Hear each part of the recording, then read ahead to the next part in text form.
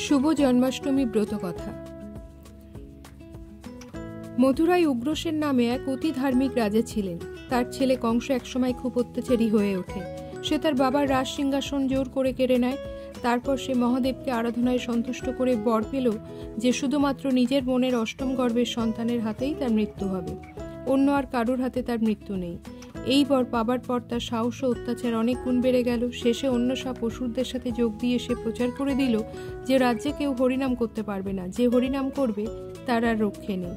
তারপর সে তার বোন দেবকী আর স্বামী বসুদেবকে এনে কারাগারে বন্দী করে রাখলো, কারণ সে জানতো তার বোন দেবকীর অষ্টম গর্ভের সন্তানের হাতেই তার মৃত্যু হবে।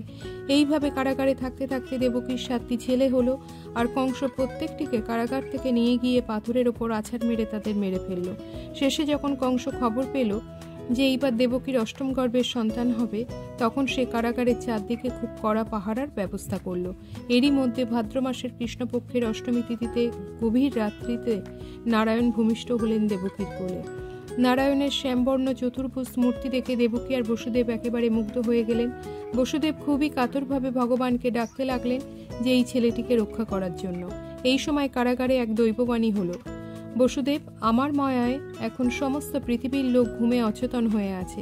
তুমি এই মুহূর্তে গোকুলে নন্দের বাড়িতে গিয়ে লুকিয়ে শিশুটিকে রেখে এসো, আর নন্দের স্ত্রী যশোমতীর এই সময় একটি মেয়ে হয়েছে, তাকে নিয়ে এসে দেবকীর কোলে শুইয়ে দাও।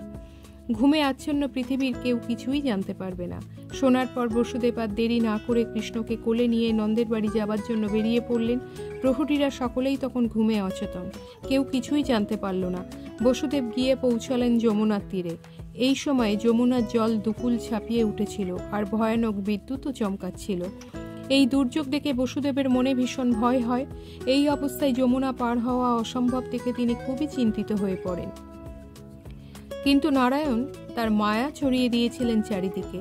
এই সময় বসুদেবের চোখে পড়ে যমুনার জল হঠাৎ কমে গিয়ে হাঁটু সমান হয়ে গেছে, আর একটি শিয়াল অনায়াসে যমুনা পার হয়ে যাচ্ছে। বসুদেবও তখন চললেন শিয়ালটির পেছনে পেছনে। বসুদেবও তার সন্তানকে ভীষণ বৃষ্টি থেকে বাঁচাবার জন্য নাগরাজ তার বিশাল ফনা বিস্তার করে ধরলেন তাদের মাথার ওপরে। এইভাবে অল্প সময়ের মধ্যে বসুদেব কৃষ্ণকে যশোমতীর কোলের কাছে রেখে মেয়েটিকে নিয়ে আবার কারাগারে ফিরে এলেন। মেয়েটিকে অর্থাৎ দেবী যোগমায়াকে দেবকীর কোলে রেখে দিলেন।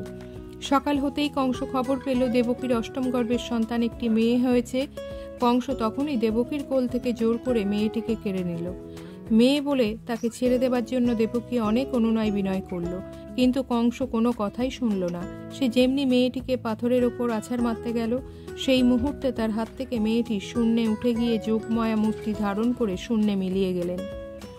যাবার সময় তিনি কংসকে বলে গেলেন, তোমাকে বধিবে যে গোকুলে বাড়িছে সে। তারপর সময় পূর্ণ হতেই কংস শ্রীকৃষ্ণের হাতে বধ হয়েছিলেন। এই পুণ্যময় ব্রত কথা যে ভাদ্র মাসে কৃষ্ণাষ্টমীর দিন উপোস করে মন দিয়ে শোনে, তার 7 জন্মের পাপ নাশ হয়, অন্তিমকালে তার বৈকুণ্ঠ লাভ হয়ে থাকে। এই ব্রত পালন করলে সমস্ত পাপ ও অকল্যাণ দূর হয়।